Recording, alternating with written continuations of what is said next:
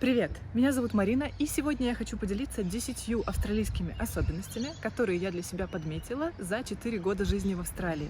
Поехали!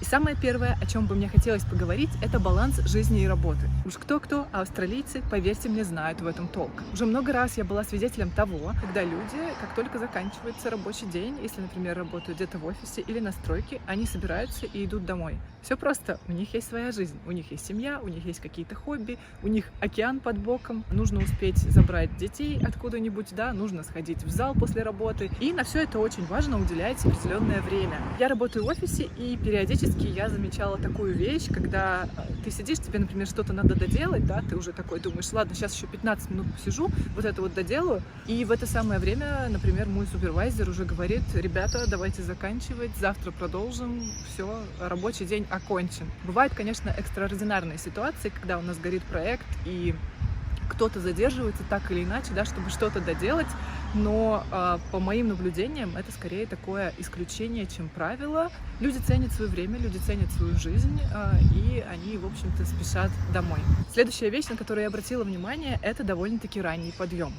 Поверьте мне, уже после 4-4:30 часов утра на пляже можно встретить людей, которые занимаются, бегают, катаются на велике. Многие реально умудряются сделать свои дела прямо до работы и не видят в этом никакой проблемы. Ранний подъем здесь приветствуется, это вполне нормально. Летом светает здесь довольно-таки рано, но при этом есть и такая оборотная сторона, что люди стараются довольно-таки рано ложиться спать. Я была свидетелем того, как своих детей начинают укладывать уже, например, в 8 часов вечера. И вот в таком районе, как, например, вот этот, если ты в 7 часов вечера выйдешь на улицу, то ты практически уже не увидишь людей. Все дома отдыхают, готовятся ко сну, готовятся к следующему дню и к своему раннему подъему. Следующая вещь, которую мне хотелось бы отметить, это одежда. То, как люди здесь одеваются, можно характеризовать одним словом. Это комфорт. Часто девушки, например, между шпильками и туфлями, да, на высоком каблуке выбирают кеды, кроссовки. Шлепки — это вообще такая универсальная форма обуви, и я уже не говорю о том, что люди иногда предпочитают ходить босиком. Здесь довольно-таки часто можно встретить людей вообще без обуви. То есть люди босиком идут в магазин, да, или, в принципе, в школу, куда-то по делам. Я видела такую забавную ситуацию, как, например, ребенок идет в школу, у него такая школьная форма, портфель надет, а сам он идет в носках. Видимо, для того, чтобы ноги поберечь. Не знаю почему, для меня это до сих пор загадка. Другая забавная форма одежды — это когда, например, человек идет босиком, а на улице холодно, уже зимнее время, да, и он, например, в шапке, в кофте, но босиком. Ну и, честно говоря, я даже по себе заметила, что, переехав в Австралию, я прямо так подрасслабилась, обленилась. Ну, во-первых, например, в штате Квинсленд совершенно не нужна многослойность одежды. Ты просто привыкаешь к тому, что, например, тебе достаточно иметь в своем арсенале просто футболку и шорты, да, и, в общем-то, на этом все ограничивается. В штатах и городах, где климат более такой суровый, да, например, в Сиднее и в Мельбурне, можно встретить людей, как-то одетых уже поинтереснее, они такие многослойные, да, но вот такая среднестатистическая Австралия, особенно здесь, где тепло, люди вообще не заморачиваются. Следующий пункт, который мне хотелось бы особенно отметить, это small talk. Это довольно-таки распространенная тема, да, переводится как такой маленький разговор. Он может произойти совершенно стихийно, в любом месте, где-нибудь в очереди, да, на заправке, ты где-нибудь гуляешь с собакой, например, да, и начинаешь рандомно общаться с людьми. Я, честно говоря, до сих пор не могу привыкнуть к нему. И бывает такое, что меня даже раздражает, когда, например, я куда-то тороплюсь, а люди передо мной начинают общаться с продавцом о погоде или о каком-нибудь мероприятии. Но я как-то стараюсь себя остановить, да, сказать себе: расслабься, куда ты спешишь, надо вот жить в моменте, общаться с людьми. Но, честно говоря, может быть, в силу каких-то моих культурных особенностей, мне прямо морально это дается тяжело.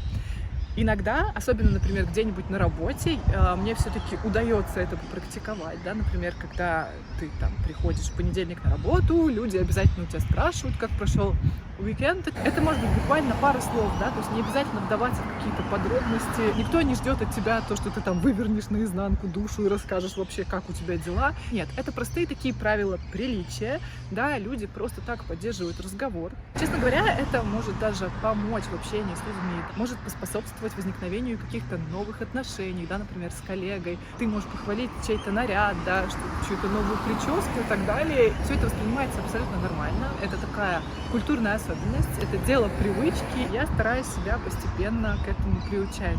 Следующая вещь, которую я заметила, это дистанция. Если, например, тебе нужно где-то стать в очередь, да, к примеру, очередь в банкомат или очередь в магазине, да, на кассы, никто не стоит у тебя вот над душой прямо за спиной. Я уверена, что многие из вас с этим сталкивались в своей жизни. Может быть, это такая привычка, которая выработалась, да, например, у советских, постсоветских граждан, когда ты стоишь в очереди, пытаешься урвать себе что-то, да, пока другие не разобрали, или ты, например, стоишь и сохраняешь вот это место, потому что если ты, например, достаточно далеко, кто-то может подумать, что здесь никто не стоит, да, и просто залезть. Кстати, то же самое, например, может касаться автомобилей, то есть ты сохраняешь какую-то определенную дистанцию, и вот, например, в моем родном городе легко могут просто вот так вот залезть, да, считая, что ты стоишь достаточно далеко, да, там от машины.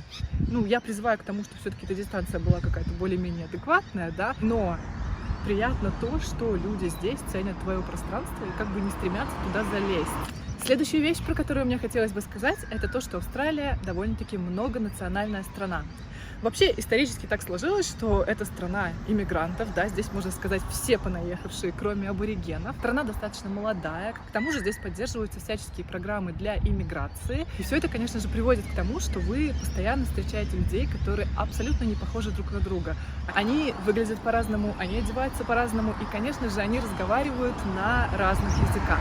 Часто здесь можно встретить португальский, испанский, китайский и так далее, да, абсолютно разные языки.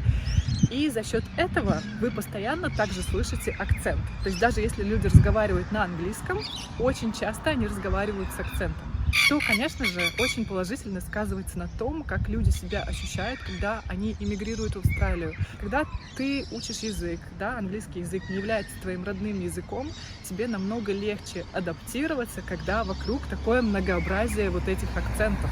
Поэтому акцент — это то, что меня никогда не волновало, да, и я, во-первых, не испытываю каких-то иллюзий по поводу того, что у меня получится от него избавиться и говорить как настоящий native speaker, да, носитель языка, но меня это совершенно не смущает.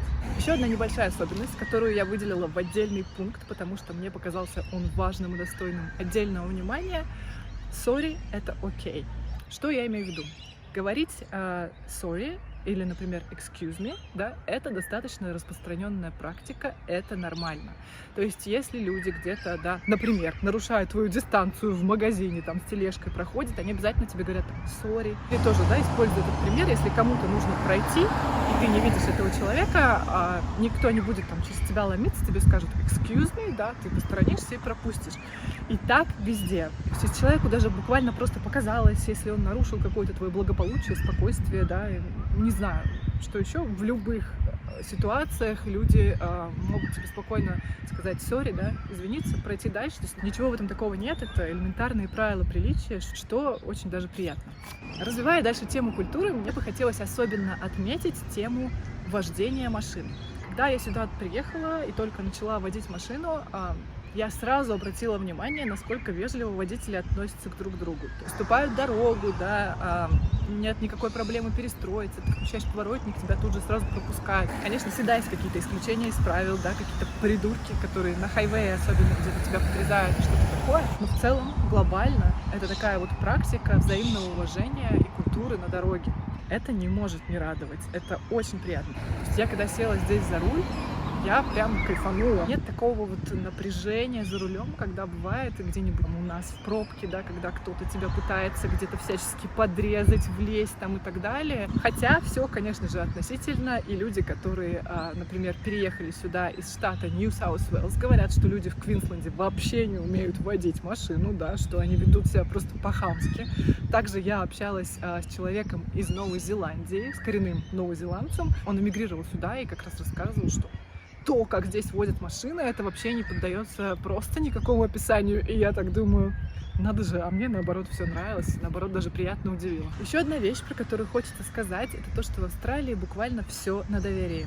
Очень часто здесь верят на слово, да, например, если надо предъявлять какие-то там документы, лишний раз там не спросят, да, к примеру, даже на самолете, если ты летишь внутренними рейсами, тебя могут вообще нигде ни разу не спросить удостоверяющий документ. И так во многом. И то, что мне лично очень импонирует, это то, что люди, они не злоупотребляют этим доверием.